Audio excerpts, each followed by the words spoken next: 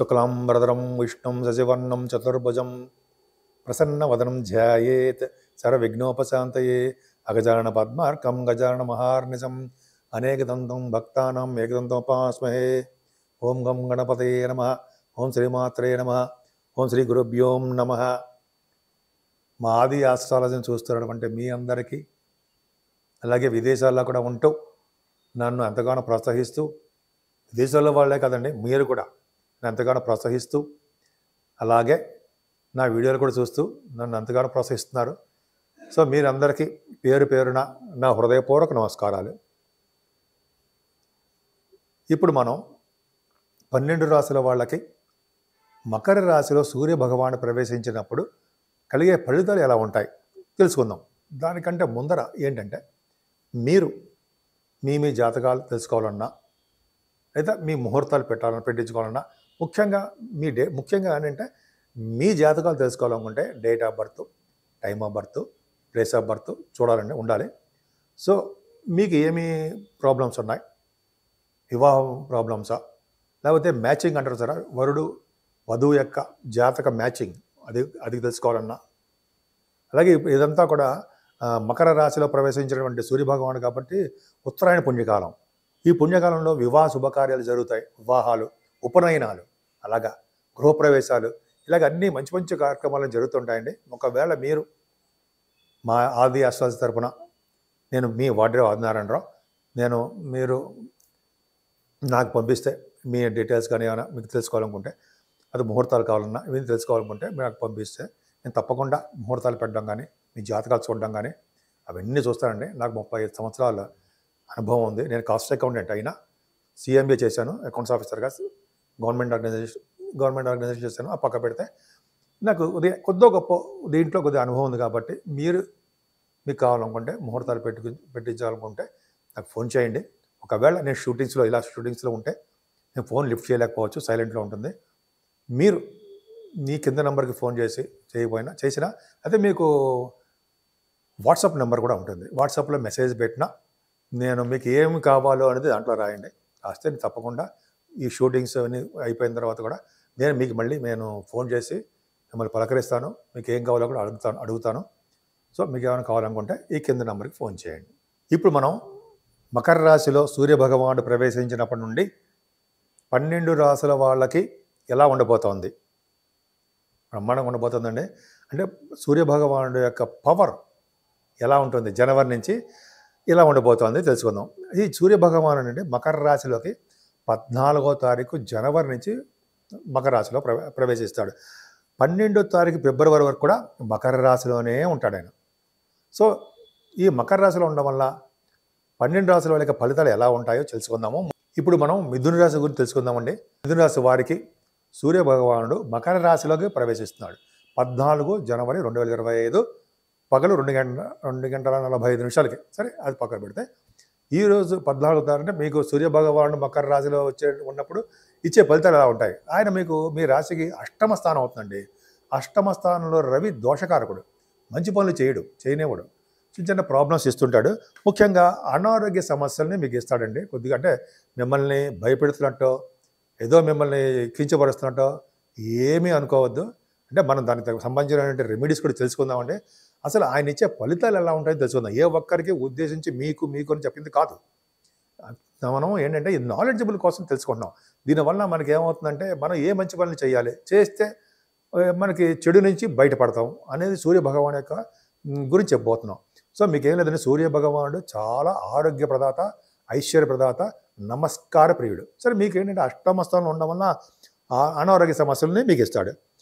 మీకు పుత్రులు కూడా ఉంటారండి. ఆ పుత్రులు ఉండడానికి అవకాశం, మంచి సత్పుత్రులు ఉంటారు, మంచి కుమారులు ఉండడానికి అవకాశాలు ఉన్నాయి. వారు అంటే మీ పుత్రులు ఎక్కువ కాలం జీవిస్తారు.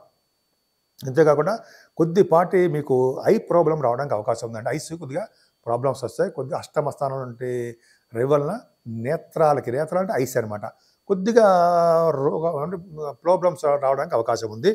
అందుకని కొంచెమైనా మీరు ధర్మంలో దానం చేసుకుంటూ ఉండాలి. సరే, అది పక్క పెడితే ఈ అష్టమ స్థానంలో ఉన్నటువంటి రవి వలన మీకు శరీరంలో పీడ, గృహంలో పీడ, కొద్దిగా శరీరంలో బాధలు, మనస్థిమితం లేకపోవడము, ఏ పని కూడా చేయాలన్నా ఇంట్రెస్ట్ కలగలేకపోవడము, శ్రద్ధ లేకపోవడము, అన్ని రంగాల్లోనూ చదువులో కూడా వెనకబడిపోతూ ఉండి మార్కులు అంటే జనరల్గా ఎడ్యుకేషన్లో ఉన్న వాళ్ళకి తక్కువ వస్తూ ఉండడము జరుగుతుంది. సో అందుకనే మనం ఈ నల్లాళ్ళు కూడా అండి సూర్యభగవాన్ని అంటే ఈ నల్లాళ్ళు కూడా సూర్యభగవాన్ని పూజించడం చాలా మంచిది. సూర్య నమస్కారాలు చేయడం మంచిది. ముఖ్యంగా 14వ తారీఖు అండి. 14వ తారీఖు ఎందుకని ప్రత్యేకంగా చెప్తానంటే ఆ రోజు పుణ్యప్రదం. ఉత్తరాయణ పుణ్యకాలం వస్తుంది కదా. ఉత్తరాయణ పుణ్యకాలం వచ్చినప్పుడు సూర్యభగవానుడు మకర రాశిలో ప్రవేశించడాన్ని ఉత్తరాయణ పుణ్యకాలము అంటాం. అద్భుతం, చాలా మంచి రోజు అనమాట. ఆ రోజు మీరు మీ మిథున రాశి వాళ్ళు గంగా స్నానం కానీ సముద్రం కానీ గంగా స్నానము, నది స్నానాలు, గంగా స్నానం, సముద్ర స్నానం సముద్ర స్నానం కూడా చేస్తాం.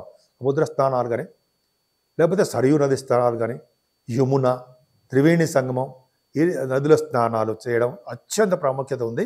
ఒకవేళ మనకు అది కుదరదండి, మన దగ్గరలో నుండి ఏ నదిలో స్నానం చేసినా కూడా మంచి ఫలితాలే ఉంటాయి. ఒకవేళ మన దగ్గరలో నది కూడా ఉండదు, మన ఇంట్లోనే గంగేచే యమునైచే నర్మదా సింధు కావేరి మన గంట పంచాంగంలో ఉంటుంది కదా, ఆ మంత్రం జపిస్తూ తల మీద స్నానం చేయాలన్నమాట. తలంటు పోసుకోకూడదు, తల మీద స్నానం చేయడం చాలా మంచిది. నది స్నానాలు చేసిన వాళ్ళకి, నదులలో స్నానం చేసే వాళ్ళకి అర్ఘ్యం కూడా సమర్పించాలండి. సూర్యభగవానుడికి 2 దోసెల నిండా నీళ్లు తీసుకుని వీలుంటే ఎర్రని పుష్పాలతోటి ఒక 3 సార్లు కానీ 11 సార్లు కానీ స్వామికి చేయాలి. అది ఓం ఖగాయ నమః, ఓం పూష్ణే నమః, ఓం ఆదిత్యాయ నమః మంత్రాలు ఉన్నాయి కదా, అవి చేస్తూ చేయడము. లేదా మనకి రావండి గాయత్రి మంత్రం చేయడము, గాయత్రి మంత్రంతో అర్ఘ్యం ఇవ్వడము, గాయత్రి మంత్రంతో నమస్కారాలు చేయడము. గాయత్రి మంత్రం కూడా మనకు రాదు, ఓం సూర్యాయ నమః, ఓం సూర్యాయ నమః, ఓం సూర్యదేవాయ నమః అని అర్ఘ్యం కూడా ఇవ్వగలం కదా మనం సూర్యభగవానికి. అలా చేసినా చాలు, చాలా మంచి ఫలితాలు వస్తాయి. ముఖ్యంగా మీ మిథున రాశి వాళ్ళు చేయాలంటే, ఆడవాళ్ళు కూడా చెప్తున్నాను, మీరు చేస్తారు, నాకు తెలుసు, మీరు చేస్తూ ఉంటారు. మంచి భక్తి తత్పరతలు మీకు ఎక్కువ ఉన్నాయి, అత్యంత భక్తి ఉంది, తెలివైన వారు మీరు కూడా. మిథున రాశి వాళ్ళు చాలా తెలివైన వారు, బుధుడు కారకత్వం కదా, తర్వాత చెప్పుకుందాం. సరే, ఈ కాంబినేషన్ వల్ల ఏమవుతుందంటే ఇలా చేయడం వలన తర్వాత అంటే ఇలా చేయడం వల్ల అంటే నదీ స్నానాలు, అలాగే మనం అర్ఘ్యం సమర్పించిన తర్వాత నదిలోంచి బయటకు వచ్చేసిన తర్వాత దానాలండి. ఈరోజు చేసే దానాలు అత్యంత ప్రాముఖ్యత ఉంటుంది. అంటే ఏ దానాలు మనకి వీళ్ళు శక్తి కొలదా ఉన్న ఏ దానం చేసినా మంచిదే. కొంతమంది బంగారం, వెండి, వస్త్రాలు, అన్నదానము, గోదానము, ఇలా రకరకాల దానాలు మీకు తెలియదే ఉంది. పళ్ళు, ఏ పళ్ళు ఇచ్చినా దానము, మంచి పళ్ళు. అలాగే బ్రాహ్మణుడికి ఏ దానం ఇచ్చినా మంచి స్వయంపాక దానం, ఇవన్నీ చాలా ప్రాముఖ్యత ఉందండి. ఇలా ఈరోజు చేసిన పుణ్యం, ఇలా చేసినటువంటి దానాలు ఈ సూర్యభగవానుడు అష్టమస్తాల్లో ఉన్నంతకాలం ఉన్న దోషాలు పరిహారం అవుతుంటాయి, చాలా మంది పరిహారం అయిపోతాయి.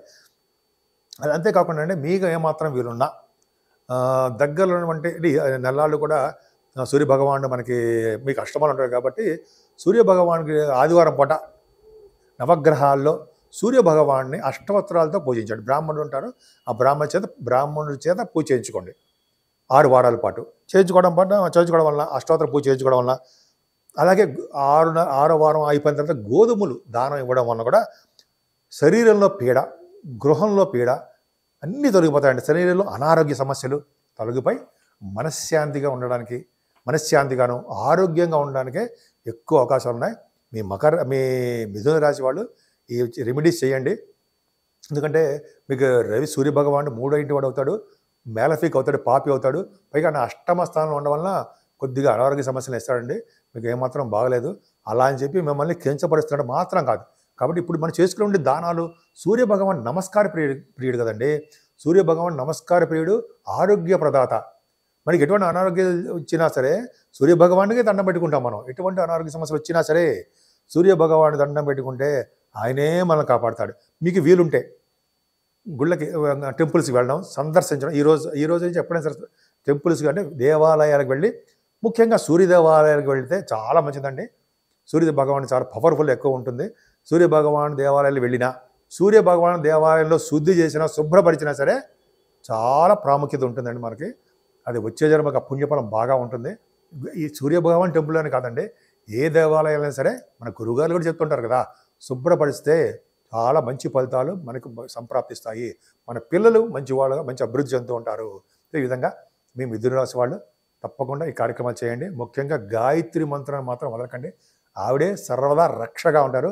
సూర్యభగవానుడి యొక్క స్వరూపమే గాయత్రి. సో ఈ విధంగా చేయడం వల్ల మీకు అన్ని సర్వశుభాలు జరగాలని, మీకు శరీర బాధలకు తరగాలని, ఎప్పుడు ఆరోగ్యంగా, డైనమిక్గా, తెలివిగా, స్పోర్టివ్గా, స్పీడ్గా ఉండాలని నేను మనస్ఫూర్తిగా కోరుకుంటున్నాను.